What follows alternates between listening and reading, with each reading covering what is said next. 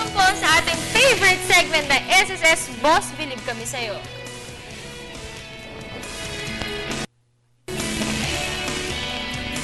At syempre, kung last week nga ay napag-usapan natin, JC, yung tungkol sa UMID or Unified Multipurpose ID Card, kung saan ito na yung as-one card for, or ID card for PhilHealth, Pag-ibig, SSS, and GSIS. So talagang convenient na yung ginawa ng SSS na proyektong ito para sa lahat. And of course, para rin ito sa proteksyon ng mga kanilang miyembro. Ngayong umaga naman na Dayan, ang pag-uusapan natin ay tungkol sa bilateral Social Security Agreements. At makakasama natin ngayong umaga si Attorney Roberto Bautista, ang Department Manager ng SSS International Affairs Department. Magandang umaga, Attorney. Ay, gandang umaga rin. Good morning, Attorney. Yeah, good morning at salamat sa inyong imbitasyon. Yan. Of course, dito sa SSS Boss Believe Kami Sa'yo segment, pag-uusapan natin, of course, yung mga services ng SSS. And this morning, yung mga serbisyo nila para dun sa mga kapatid natin na nasa ibang bansa. Kaya nga may tinatawag silang bilateral Social Security Agreement ng SSS. Sir, explain nyo naman po sa amin kung anong klaseng agreement po ito. Ang Social Security Agreement ay kasunduan ng Pilipinas at ng ibang bansa tungkol sa Social Security. Ito ay nagsisilbing parang proteksyon ng ating mga workers na nagma-migrate abroad na magkaroon sila ng social protection doon sa bansang pinupuntahan nila na sila ay tatanggap ng kaukulang benefits na binibigay din sa national ng bansang yon. At pero sir, even aside from this, ay meron din tayong mga programa rin na parallel naman para sa ating mga OFWs. Doon sa ating mga OFW, kagaya lalo na sa mga nasa Middle East. Sa Middle East, hindi sila nako-cover ng Social Security, wala doon. So, ang programa na inilusad ng SSS is yung Voluntary Coverage Program. Ang mahirap nga lang doon, they have to pay both yung employer at saka employee share. Pero at least they are protected. So, Attorney, ano po bang naisipan ng SSS para gumawa ng ganitong klaseng kasunduan at kailan po ito nagsimula? Ang nagsimula nito ay hindi ang SSS, but ito ang bansa nating Pilipinas dahil alam naman natin na we are a labor-sending country and our nationals migrate. So, to ensure yung protection nila, we entered into these Social Security Agreements for their Social Security protection and coverage. So, kung hindi lang po SSS ang nagsimula nito, I'm sure meron din pong iba't ibang ahensya ang nakipagtulungan or nakipag-partner with SSS. Ano-ano po yung mga agencies po na yun? Definitely, nandiyan ang ating Department of Foreign Affairs at ating Philippine Embassy. Because any negotiation has to be done to protocol. Hindi pwede ang SSS na direct with another country. So it has to be a country-to-country approach. Just to be clear, Attorney, itong bilateral Social Security Agreements ay iba-iba kada bansa na meron tayong kasunduan. Maaari kaya kayong magbigay ng halimbawa rin, Attorney, maliban doon sa nabanggit nyo na? So far, meron tayong agreement with Austria, Belgium, Canada, France, Spain, Switzerland, at saka United Kingdom. Right. Meron tayong agreement with Netherlands, pero it is more of an administrative agreements dahil meron silang mga nationals. Pero meron din mga Pilipino na galing ng Netherlands na nag-retire na dito umuwi. So, ang ginagawa lang namin is verification ba, buhay pa ba sila, o kung kumikita sila, naghahanap buhay sila dito o wala.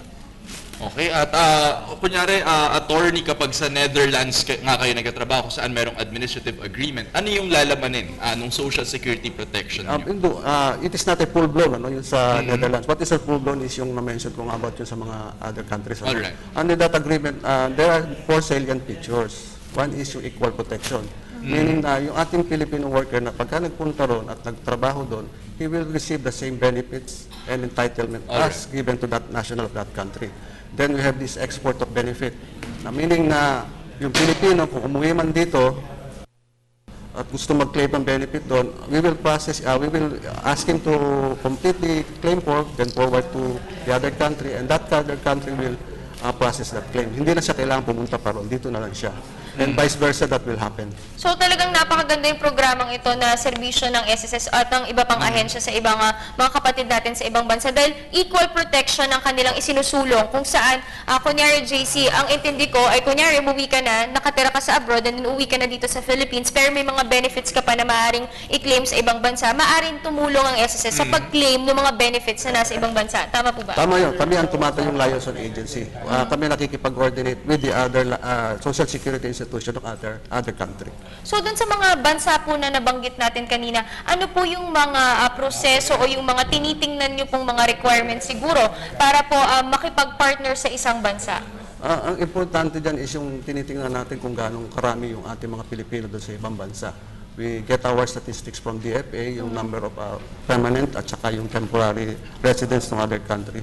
And from there, we study yung kanilang social security law, and we also study yung kanilang bilateral agreements with other country. On that note, we will know na ano ba dapat na i-negotiate natin sa kanila na makakabuti sa ating mga workers. Pero sir, we all marami pong Pilipino nagtatrabaho din po sa, let's say, US, Dubai, Italy, pero wala po sila sa mga list na nasabi nyo. Meron na po ba mga plans kung saan makikipag-partner tayo or magkakaroon ng agreement with them? Ang tinatarget natin na, alam nyo, at marami sa US, pati rin sa Australia, sa New Zealand.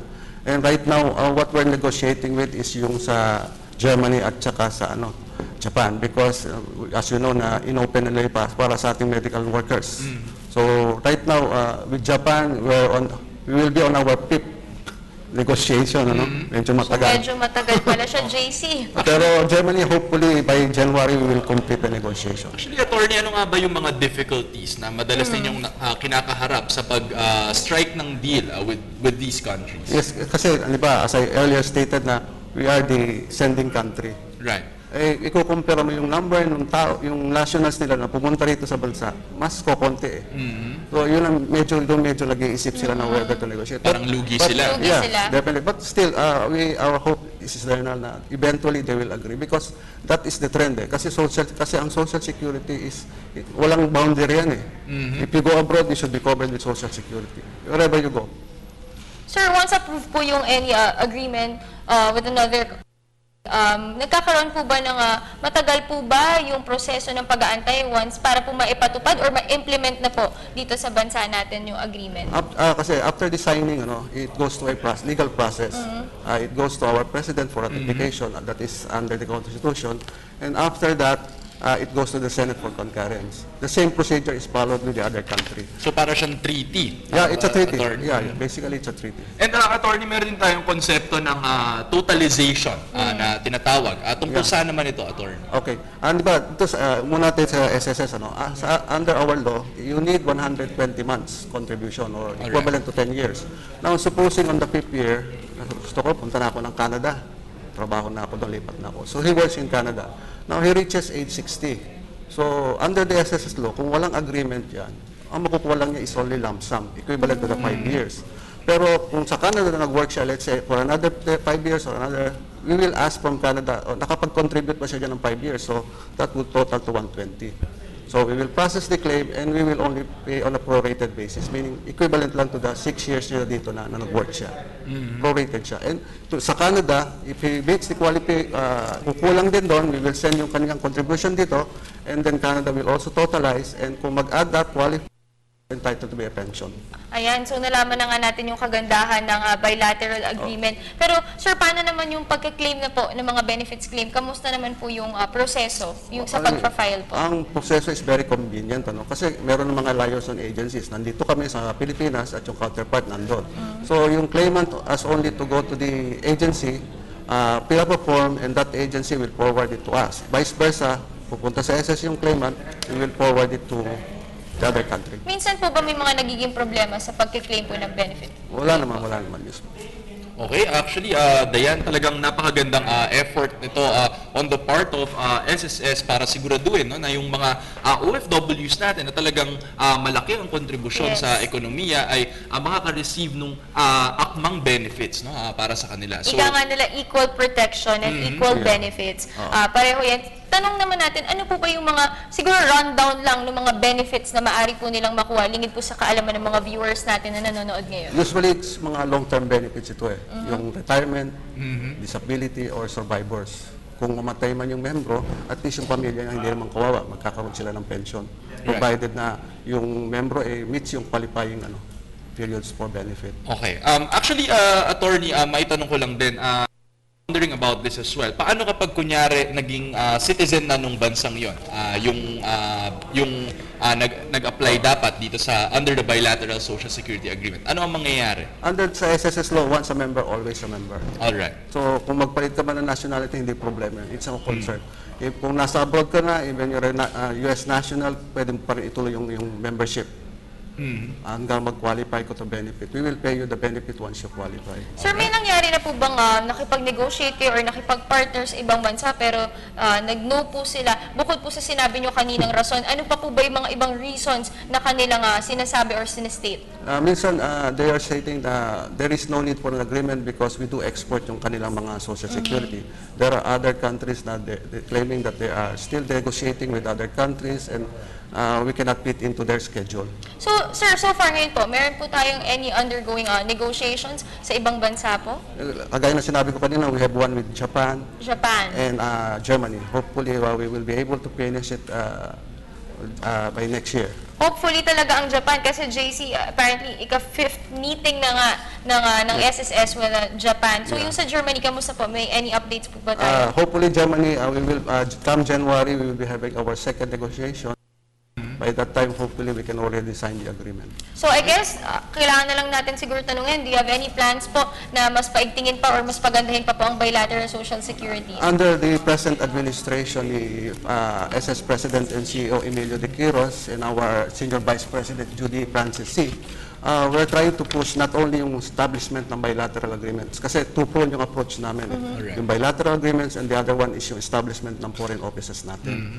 Especially in those areas na wala talaga tayong bilateral agreement. We need to ensure that our workers have social security protection and coverage. That's Okay, right. attorney, siguro huling mensahe na lang, particular para sa ating mga OFWs na nagtatanong pa kung ano nga ba yung social security protection na makukuha nila. Ang social protection, ang social security, I would like to say, no, is a human right.